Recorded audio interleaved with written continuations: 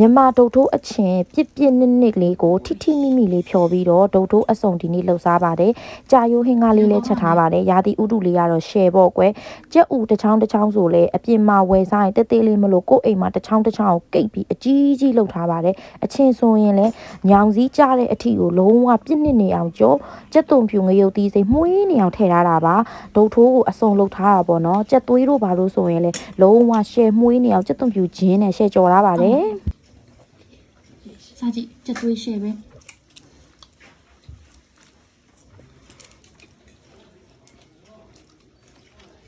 တားလို့ကြော်လည်းကောင်းတယ်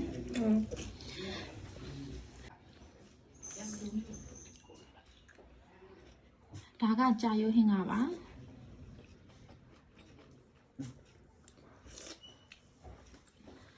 ဒီနေ့ဟင်းဒုတ်ထိုးအစုံလုပ်စားပါတယ်အသားထုရဲ့ငုံဥကြက်သွေးရုံးမလီတီကြက်ဥဒီဘက်မှာကြက်ကြော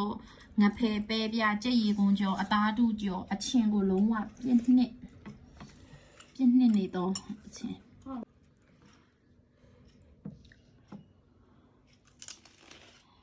တခွားဒီလေးရဲ့မြန်မာဒုတ်ထိုးအချင်းလေးရဲ့ပါထီရလားထီကြပါကောင်းလားအလွမ်းပြေပြီလားပြေပြီကောင်းအသားထုစားကြည့်ကောင်းအသားထု share တော့